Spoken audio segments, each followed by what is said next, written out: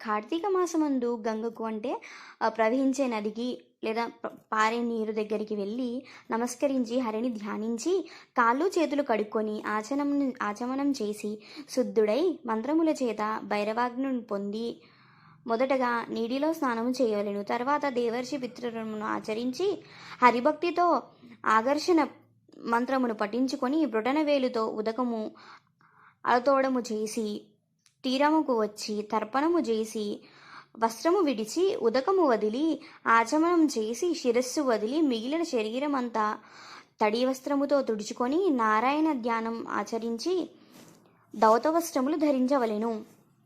తరువాత ఉపాసన గావించి తన తోటలో ఉండే పుష్పములను తెచ్చి శంఖ చక్రములు ధరించిన హరిని భక్తితో సాలగ్రామమందు షోడశోపచారములచే పూజించవలెను. తర్వాత కార్తీక పురాణమును పఠించి లేదా విని ఇంటికి వెళ్ళి భక్తితో దేవతార్చన చేసి భోజనం చేసి ఆచనము గావించి తరువాత పురాణ కాలక్షేపము చేయవలెను.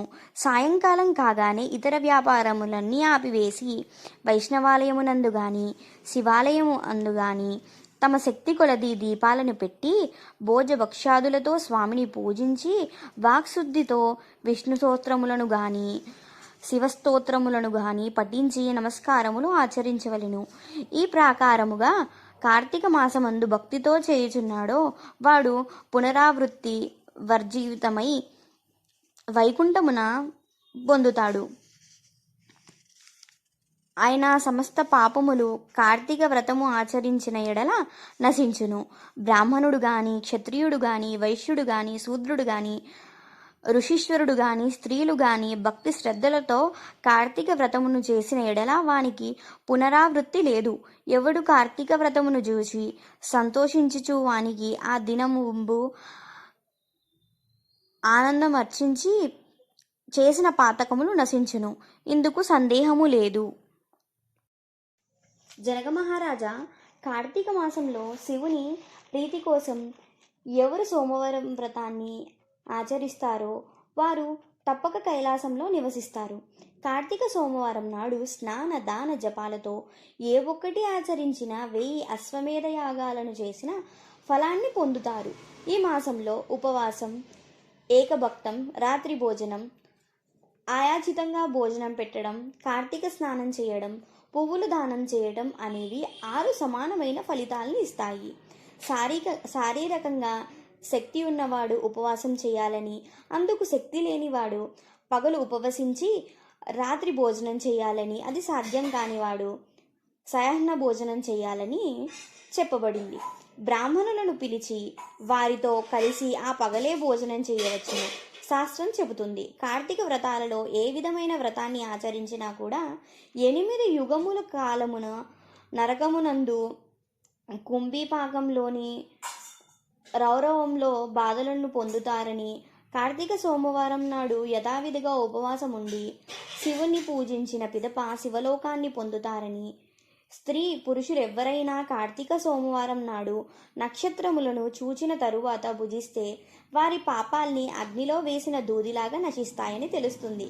కార్తీక సోమవారం నాడు శివలింగానికి అభిషేకం చేసి పూజించి రాత్రి భుజించిన వాడు శివునికి ప్రీతిపాత్రుడవుతాడని తెలుస్తుంది. ఈ విషయాన్ని తెలియజేసి ఒక కథ చెప్తాను, వినండి. కైలాసమునకు వెళ్ళిన కుక్క కథ. కాశ్మీర దేశంలో యజ్ఞం చేసే పురోహితుడు ఒకడుండేవాడు. అతనికి అందమైన కుమార్తె ఉండేది. మంచి యవ్వనంతో చక్కగా అలంకరించుకొని పురుషులను ఆకర్షించటంలో నేర్పరి అయిన ఆమె దుర్గుణాలను చూసి తల్లిదండ్రులు అత్తమామలు కూడా ఆమెను విడిచిపెట్టారు. ఆమె స్వభావము బట్టి అందరూ ఆమెని కర్కశ అని పిలిచేవారు.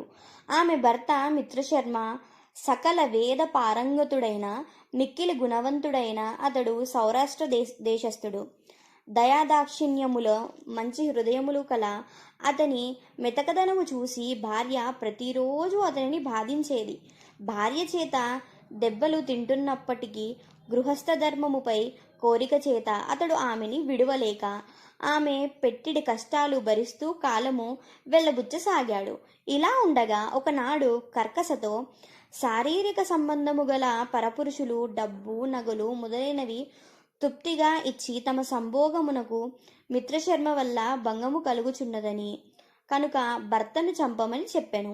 ఆ రోజు రాత్రి భర్త నిద్రించిన తరువాత తాను లేచి పెద్ద రాయితో అతని తలపై కొట్టింది కర్కస. ఒక దెబ్బకే మరణించిన భర్త శవాన్ని ఆమె తన భుజంపై వేసుకొని వెళ్ళి ఒక పాడునూతిలో పడవేసింది. ఈ విధంగా భర్తను చంపిన కర్కస కామశాస్త్ర ప్రవీణురాలైన అనేక మంది పురుషులతో సంభోగిస్తూ భర్తలపై అనురాగము కలిగి ఉన్న ఇతర స్త్రీలను కూడా తన దుర్బుద్ధులతో చెడగొట్టి వారిని కూడా తన వెంట తిప్పడం మొదలుపెట్టింది. కాలక్రమంగా నాస్తికురాలైన ఆమె భగవచ్చింతనకు వ్యతిరేకించేది. ఈ విధంగా యథేచ్ఛగా పరపురుషులతో సంచరించిన ఆమెకు యవ్వనం నశించి ముసలితనం సంక్రమించి శరీరమంతా వివిధ రకములైన కురుపులు పుట్టి పురుగులతో కలకల్లాడుతూ దుర్గంధంతో చివరకు అనేక బాధలతో మరణించింది. ఆ విధంగా మరణించిన కర్కసను యమదూతలు నరకమునకు తీసుకొని పోయి మండుతున్న ఇనుప స్తంభానికి ఆలింగనము చేయించి సీసమును కాల్చి చెవులలో పోసి అనేక విధాలుగా నరక బాధలు పెట్టిరి. ఈ విధంగా తాను చేసిన పాపములకు తన ముందు తరాలు 10 మందితో కలిసి తర్వాత 10 తరములు గడిచి వరకు నరక బాధను అనుభవించి చివరకు 15 సార్లు భూమిపై కుక్కగా జన్మించింది. ఇలా 15 జన్మల్లో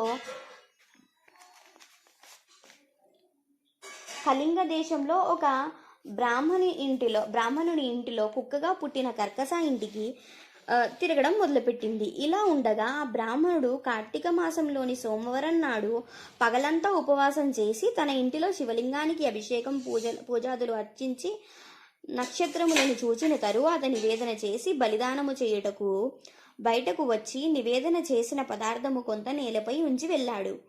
కుక్కగా తిరుగుతున్న కర్కస ఆ రోజంతా తిండి దొరకక నీరసించినదై ఆ రోజు రాత్రి బలి ఉంచిన పదార్థములను తిని ఆ పుణ్యఫలము వలన పూర్వజన్మ స్మృతి పొంది రక్షించండి రక్షించండి అని గట్టిగా అరిచింది.